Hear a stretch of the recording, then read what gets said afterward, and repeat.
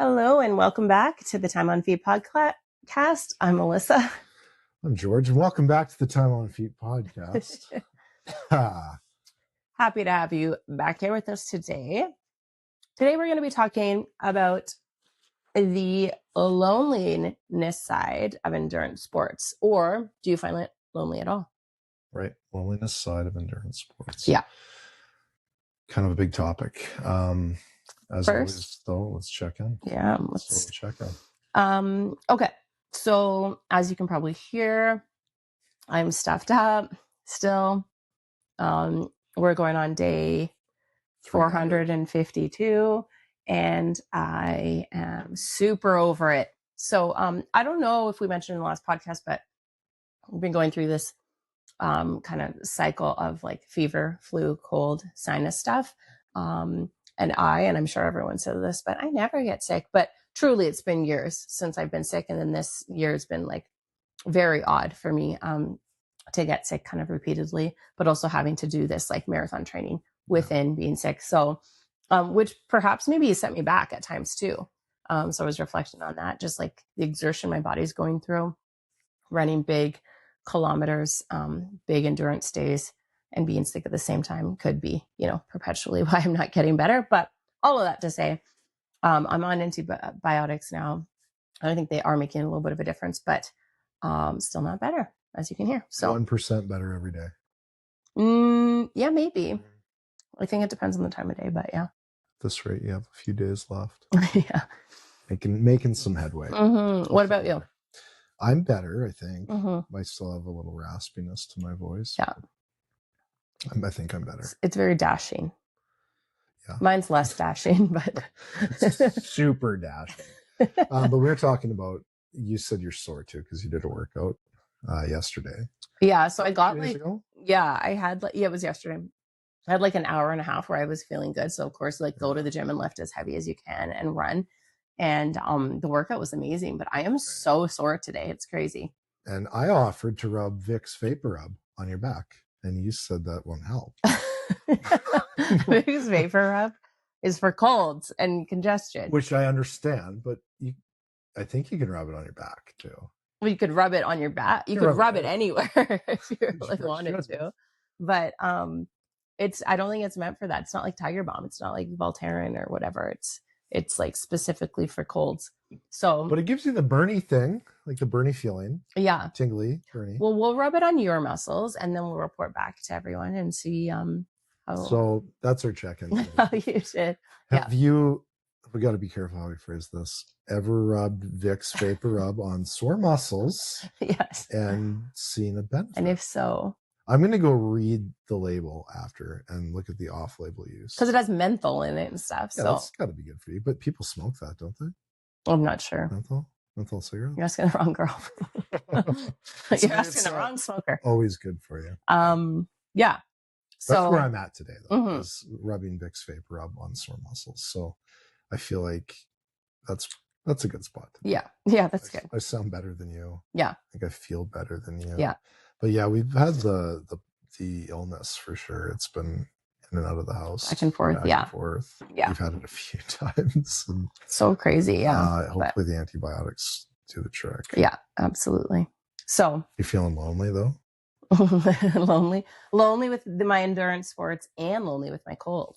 But yeah, I think that the loneliness side of endurance sports, we kind of waffled around with this title because we didn't want it to seem negative necessarily that endurance sports were, had a negative connotation with only being lonely. But I think it's an apt title to kind of at least get into and to kind of explore because there is inherently that lonely side of training and pursuing, an athletic feat of any kind, but endurance sports. High level sport. Yeah. For sure. Endurance sports even more so. Right. I think is where I'm at in my head. And I think there's, without question, a certainty that there's loneliness. Yeah. And or solitude, depending on how you frame those and how you define those two different terms. Yeah. For me, perhaps I'm looking at it kind of like one and the same, but for sure reality. I think any endurance athlete is you're going to spend a good chunk of time alone.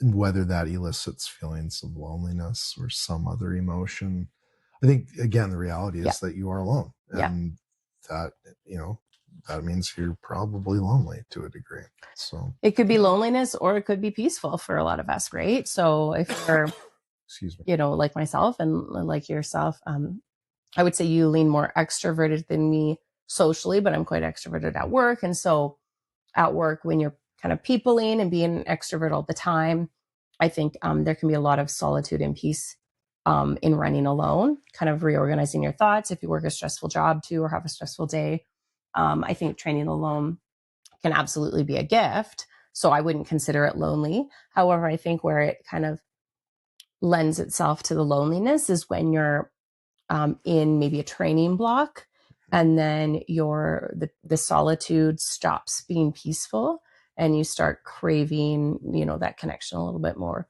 So it could be the longer runs. It could be the weeks and weeks of training and high kilometer and high mileage and runs alone.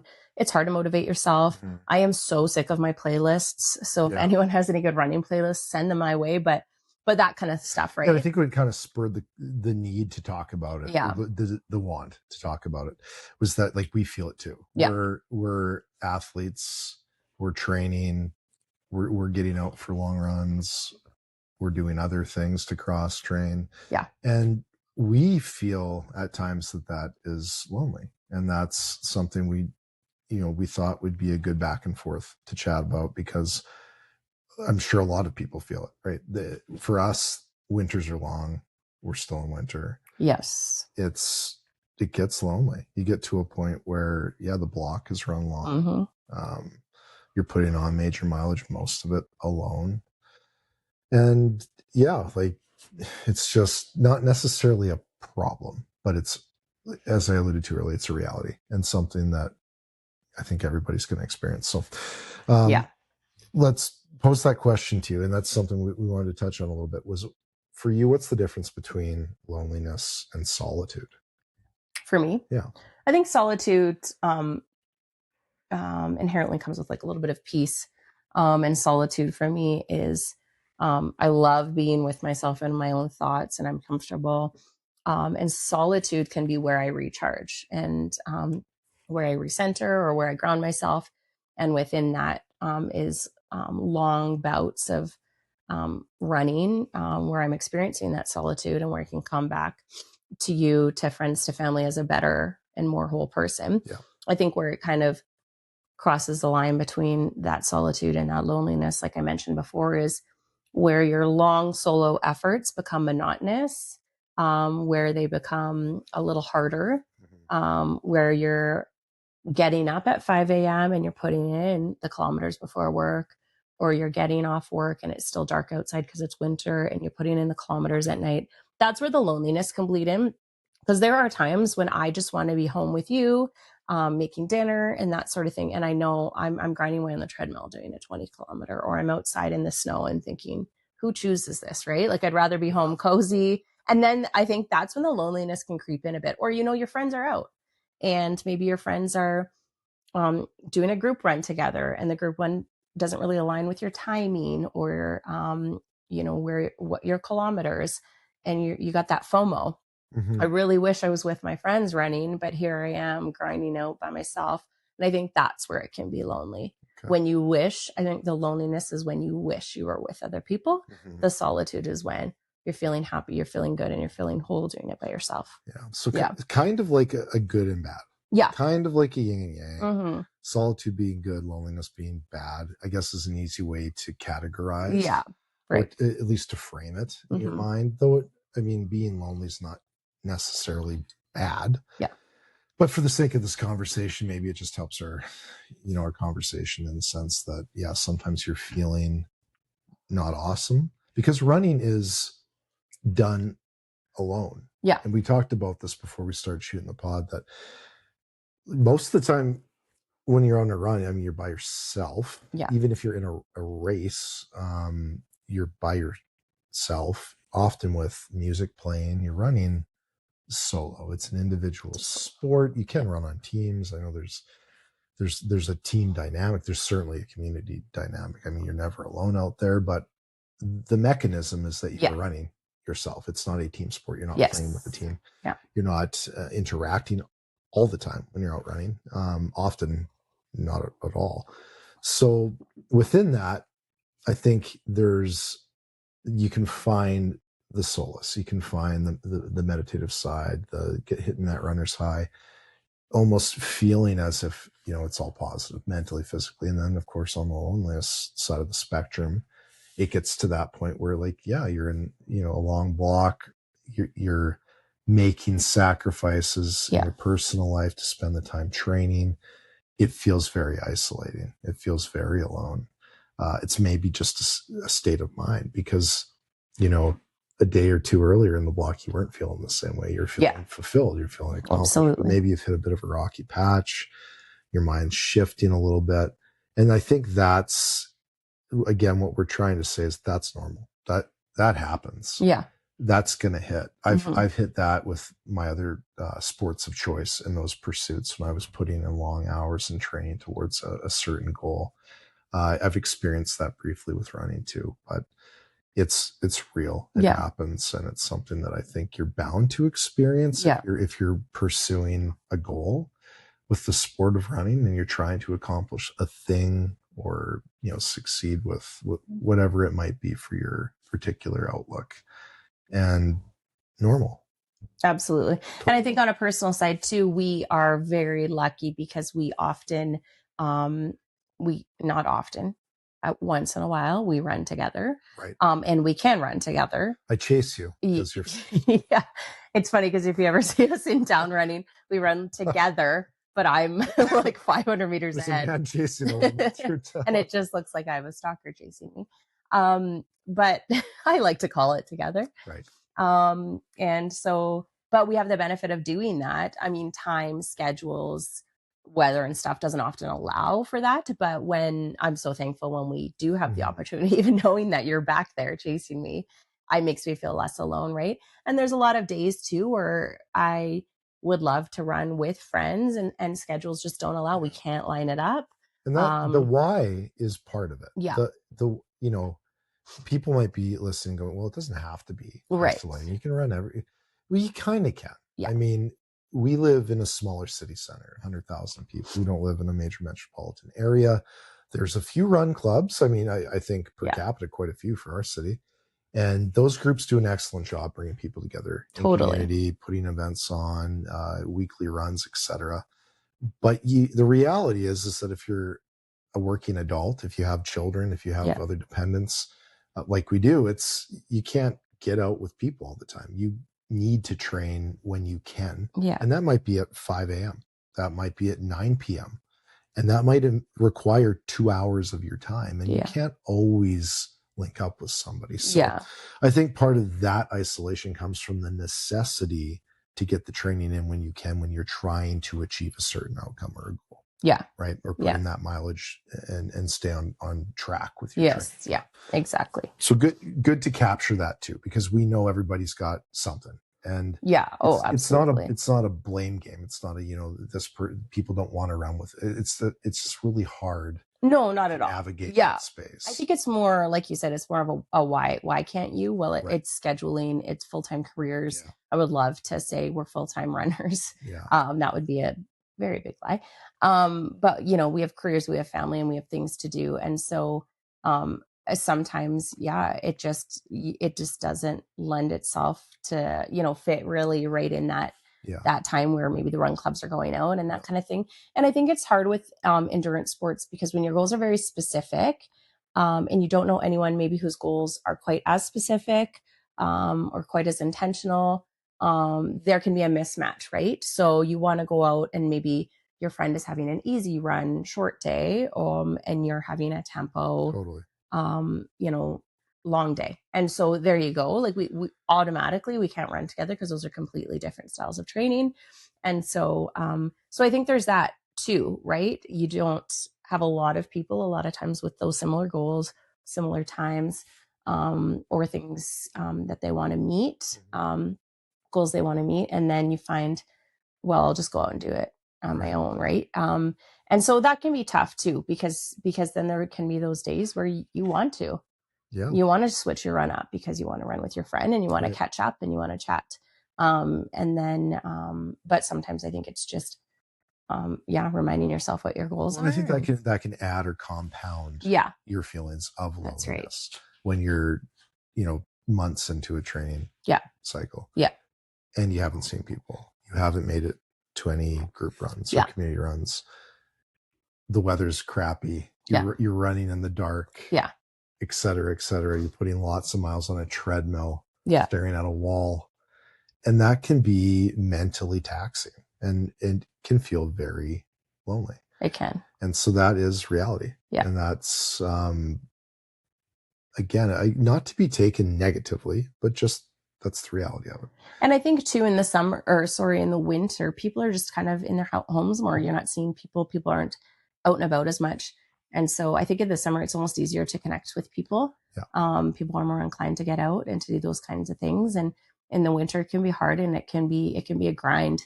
And training through the winter months, I find, is always a grind. Like a lot of us are training for May marathons or early June races. And so you're inevitably training throughout the winter months. Right? Yeah, that's right. I'm going to die. It's going to be May's coming up. His first road marathon is coming up right around the corner. But you're inevitably, most of us are training through the winter. Mm-hmm. Some of us have not started training quite yet. And so, but yeah, it's, I do visualization.